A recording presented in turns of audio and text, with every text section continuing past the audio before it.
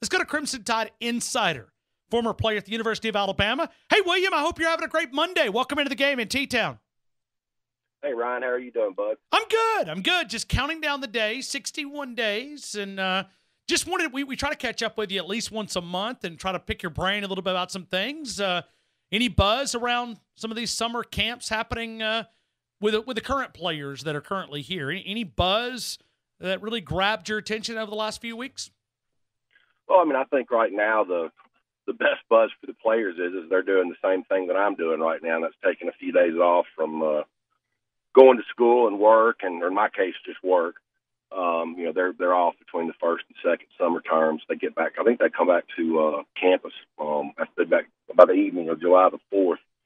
But I think so far from early reports that seem to be consistent. The three guys that reported in May, which you want to call the newcomers, the same three names keep popping up over and over again. On defense, the two true freshman cornerbacks, Josh Jobe and Patrick Surtain Jr., I think have kind of proven that their recruiting rankings were valid, and they've showed up at camp, at least so far. In summer workouts and 7-on-7 situations, look like they might be in a position physically to help the defensive backfield this fall. And then on the other side of the football, I'm sure this isn't going to be news to you or much of anyone, but the true freshman slot wide receiver from Texas, Jaylen Waddle, has really jumped up and impressed the current players and the coaching staff. I think he's got a little bit of a quick twitch, explosiveness after he gets the ball in his hand that may allow him to factor in in some speed sweep situations. Maybe he factors in as a punt returner or kick returner. But those three guys are the same three names that consistently seem to keep coming up in conversations. Yeah, let me spend a little time talking about Jaylen Waddle. For those who have not seen this young man play, the way that you analyze the game, maybe kind of describe him. I know he's a smaller wide receiver, as you said, maybe a slot guy. But talk about Jaylen Waddle and what do you see in him as a player? Well, I had at least one SEC football coach tell me last fall that they considered him the most explosive offensive player in the country last year for the 2018 recruiting class. And, when you look around, certainly he's not a Julio Jones, type of big body guy. But, if you watch him play basketball, for somebody that's, probably only a legit 5'9.5", maybe 5'10" with his cleats on. The guy can dunk a basketball any way you want him to. He just played in a real competitive, high school league in Houston last year. I just think maybe if you're looking for maybe a former Alabama player to, kind of label him as it reminds you of, I would say maybe a Tyrone Prothro, just because he's always on the field, at least at the high school level. Catching passes, being a wildcat quarterback, speed sweeps, bubble screens, and then of course he is so good also with the ball in his hand. So I think he's a guy that really does have a legitimate chance of finding a spot in this already very talented Alabama wide receiver room.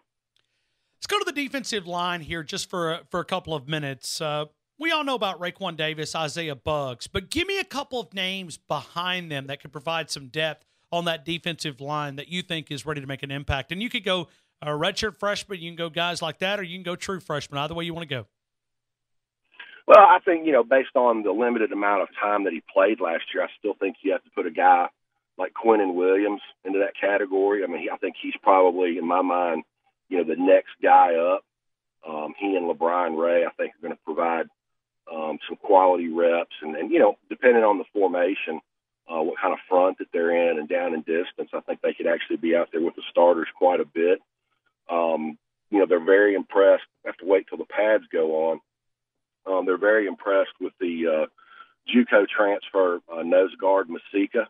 He has done really well in summer workouts so far, and coming in at a position where I think they could use some quality depth, and they still have guys down there like Fedarian Mathis, Johnny Dwight, and the true freshman who actually came in early and was able to go through spring practice and showed some nice things. Stephon Wynn. So you always hear about the lack of depth and fans being worried about the depth situation. I think that situation is a lot better than people think. and I expect it to be, one of the best defensive line units in college football, as it usually is. How about on the secondary? You think we're spending too much time worrying about the quality there, or maybe the lack of experience in that position? You think maybe mid-November we'll look back and go, did we really talk about the secondary as much as we did? Well, I'm not so sure if there's really a quarterback that has a core group of wide receivers that can do much damage until the month. I remember maybe the Hawaiian kid knows all those good wide receivers at Ole Miss, but their defense is going to be so bad, and I just don't think they're going to be consistently good enough to get into a track meet. I mean, to answer your question honestly, Ryan, I'd say yeah, because I think the front seven is going to be so special at putting pressure on the quarterback.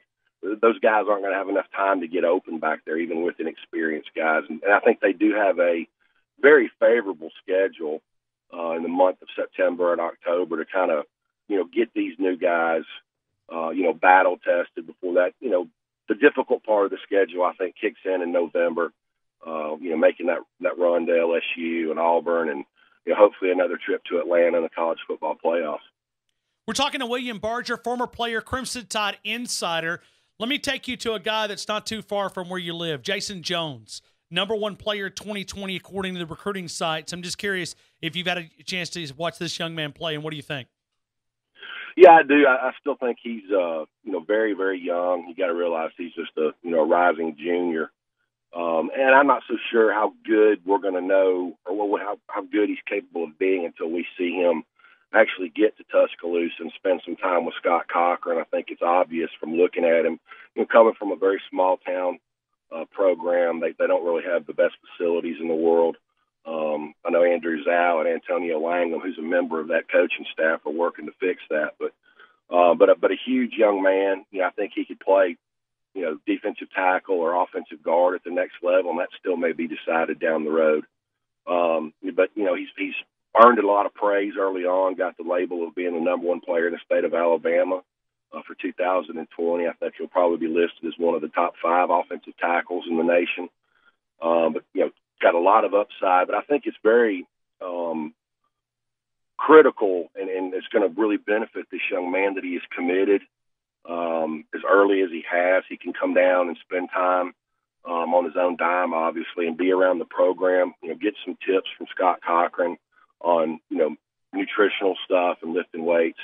But it's a big pickup, and that's the scary thing, Ryan, is all the scuttlebutt is, just how good this 2019 recruiting class is. But there's some people in that Malmore football facility that think the 2020 class is going to be just as good, if not better. So, the beat rolls on. The dynasty's not over. Nick Saban's not retiring. Georgia and Kirby Smart aren't the new kings of the SEC. You still got to go through that Malmore football facility if you want to get to the top of the mountain. Well, I go back to this recruiting momentum. I'm really impressed with the way that they've attacked social networks, because maybe it doesn't connect with you and I as much as it does a 16, 17, 18-year-old kid that's in high school, because they love the social networks, man. They cannot put the phone down. And if you see the way these coaches have taken the message to the streets, it's pretty incredible the way that this new concept in Tuscaloosa is working. Yeah, it is. And I think, that may end up being the best recycle of a coaching staff that Nick Saban's done since he's been here. I mean, getting a guy that, in my personal opinion, is the best defensive line coach in college football. Josh Gaddis is coming in here and is probably 2 or 3 years away from getting a Lane Kiffin level type head coaching job.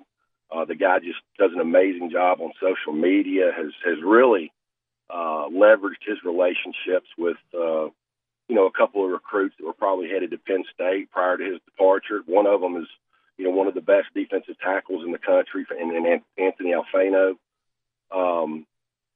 So, yeah, they've all done a great job. You throw Pete Golding into that mix, and I think that's exactly what, Coach Saban was looking for, was to find some guys, because, Coach Saban freely admits he doesn't have a Twitter and, doesn't spend a lot of time doing that stuff. So he went out and found some people that were really good at it, could relate to the kids. And, I think if you look at it, his contribution to this social media effort is probably the Bama Cut show that they do. And they'll probably see them doing that again this fall on a consistent basis. So, Lots of exciting things, especially for the younger generation that seems to be coming from that coaching staff. William, as we go into the conversation, it will really pick up if you thought it was now the quarterback conversation, because I'm sure it's probably the same for you. Everywhere you go, every time you log into Facebook or something, you've probably got a message. William, who do you think is going to be the quarterback? Who do you think is going to be the quarterback? Well, 2 weeks from this week, Nick Saban will be making the appearance in front of 1,100 members of the media over in Atlanta, and it's the question that everybody wants to know. I cannot go on a radio show where I'm not asked about the Alabama quarterback competition, situation, whatever you want to call it. It's the number one conversation in college football of who's going to be the guy at the Crimson Tide. What intrigues you about the management side of things for Nick Saban? Well, I think first of all, he's kind of going into this fall camp quarterback situation with a different degree of experience, a different level of experience than he had maybe 3 or 4 years ago. I think he kind of learned a pretty tough lesson with the way the Blake Barnett transfer took place in 2016. And I think that's probably that in itself, and also the level of the schedule and the level of competition in the month of September, it's going to give him the flexibility to be really conservative and let this quarterback competition play out. I think maybe had Tua not gotten hurt in the spring, you might see a quicker decision. But now all of a sudden you've got, in my opinion, not that he's going to push for the starting job. You've got another quarterback now that's in the conversation. I mean, Mac Jones really, I think, kind of shot up the interest level with Alabama fans in the spring with the way he looked in the A-Day game. And by the way, that's how he looked in the other 2 scrimmages as well. So I think that quarterback room is gotten very deep and talented. But, regardless of whoever takes the first snap versus Louisville, Ryan, I think you're going to see both quarterbacks play, and probably maybe close to a 2-quarterback system if you had to stick a gun to my head. So then if you do it that way, so 2-quarterback system is what you're expecting. I mean, if you do that, it looks like the schedule sets up that you might continue that thing, right? Yeah, I think realistically, if you look at it, I would not expect a permanent starter to probably be, barring some unforeseen circumstances. Sure. If somebody gets hurt or, that kind of thing. Or, one of them may go out there and just totally kill it, where wins the team over, wins the locker room over, and that's the end of it. But I wouldn't be surprised if a permanent starter isn't named until the Texas A&M game. All right. So let me ask you, because we have people from time to time that kind of tackle this. Let me talk about pros and cons, okay? Let's talk about Tua, because we talk about the positive side of things. What are the negatives? What would you try to guard against, and will Nick Saban give him the full reins of the offense? What do you see on the negative side of Tua Tagovailoa being your guy? Well, I'm not going to look at it from my perspective. I'm going to try and look at it with the way I've seen Nick Saban coach football at Alabama for the last 11 years. Okay. That second to the last play versus Georgia. And you could go back and look at Nick Saban's, verbal and body language reaction when that happened. You just can't take that sack in that situation. I know hindsight's, 50-50, and we can talk about what happened on the next play, but it's very similar to the pick 6 play that happened on the goal line versus Tennessee. Again, me personally, I don't have that big of a problem with it because he responded with explosive plays after that. But for a guy like Nick Saban that has struggled, I'd say for the last 6 or 7 years, to start looking at college football in the way that he looks at it now. He made the change to the spread offense, went hurry up up tempo. He's just got it in his DNA, man, that he wants to win with defense. And I'll tell you one thing that I've already been told by an SEC football coach. If, in fact, and I do expect at some point that Tua is going to end up being the starting quarterback, but if he is, it wouldn't surprise me to see Damian Harris and Najee Harris be the bigger focal points of the offense, and Nick Saban would try and utilize the fact that Tua's threat with his arm and those wide receivers are backing people out of the box, and he's going to run the ball down people's throats. You're not going to see, a quarterback, I don't think, under Nick Saban anytime soon go out there and throw the ball 50 times a game. But with that being said, I mean, if you just the way that you answer that question, to me, that answers the quarterback competition because I don't know if Jaylen can get those darn safeties out of the box. With the way he's performed, Ryan, say college football, the 2 college football playoffs and the 2 national championship games, no. I mean, nobody's going to come out there and walk them back until he made them do it. Look, and that's basically what this is boiled down to is I think, Nick Saban has a special attraction and loyalty to Jalen Hurts. I mean, he kind of came in there in 2016 and, in my opinion, really saved a quarterback room that was in disarray. I mean, you saw all those guys left for various different reasons, and probably, the guy that was rated the highest that left just is on his second transfer to his 3rd different college destination and still hasn't won a starting job yet. So, but I don't think anybody that comes on here and tries to make an argument for Jalen Hurts is going to be the starting quarterback. If I had to place money on it right now, I would bet against that. But at the same time, Nick Saban is going to set up a scenario, for the 2 scrimmages in August and probably let it play out in the games and let people see it. Because, this time versus last year, right now, there were a lot more people that were more along the lines of, well, this kid's great from Hawaii, but he's going to have to earn it. Blah, blah. He comes in and he plays, when the game's out of hand in the second half. And how's he going to manage the offense? And there is a big difference in starting practice on Monday as a starter and having to prepare to take 95% of the reps that Saturday versus coming in cold off the bench. I think you kind of saw that scenario play out a little bit this spring, Ryan, with the way Alex Leatherwood regressed from that Georgia second half coming cold off the bench performance. So. But it's going to be interesting to watch. And I still think, take the quarterback situation out of it. I still think, who's the right tackle going to be? Oh, yeah, sure. There's no doubt in my mind that, one Harris is going to be the starter, but who's going to be the second running back?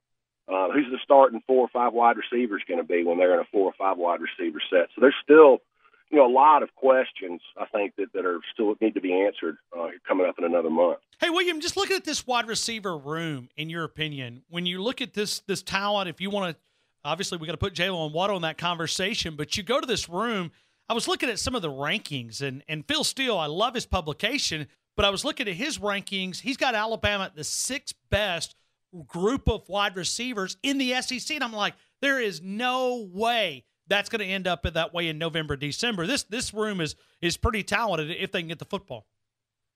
Yeah, and I think, too, that's, one of the things I think that's got to be so exciting for a guy like Josh Gaddis. You are walking into a situation where you've got so much talent to work with. I mean, all 4 of those young freshmen, well, they're going to be sophomore wide receivers now, but they're all very talented. They're all got a unique skill set. Now you throw Waddle into the mix there. And I think another guy that, was redshirted last year and showed some flashes in the spring round that you kind of have to talk about just because he is such a different cat for an Alabama-type wide receiver is the redshirt freshman Terrell Shavers. He's a guy that's 6'5", 6'6", runs a legit 4.40.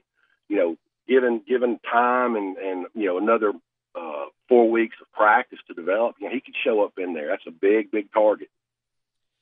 Hey, William, let me go into a little bit different conversation. If let's just say that Jaylen does decide that he's going to leave, you think it would be the SEC, or do you think he would step down to maybe a smaller school? Just in your opinion, I mean, hypothetical, what would be the demand for Jalen Hurts? Ryan, I don't know. I mean, I think there's so many variables that would go into that decision. I think at some point, I think you would have to go down in competition if you wanted a chance to be the starting quarterback somewhere else at a non-SEC level school.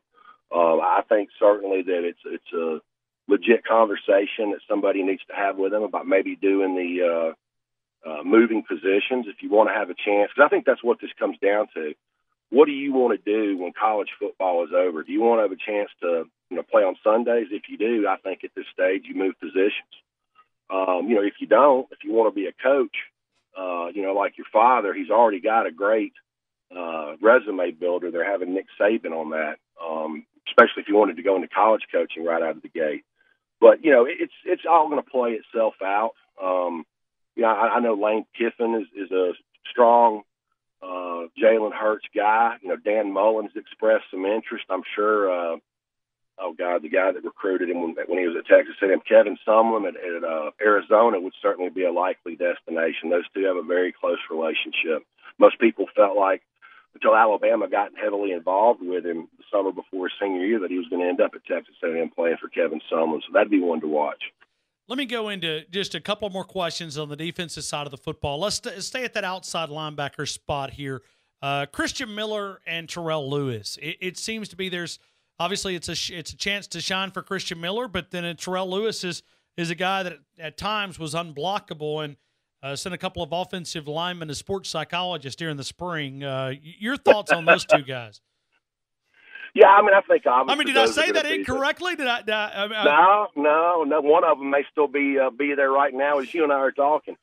Obviously those are the two guys at the Jack and the Sam positions, but I think right behind them, you had a guy that had a great spring practice starting to come into his own, and I think he'll be the first guy off the bench at that position is the sophomore Chris Allen from Baton Rouge, Louisiana.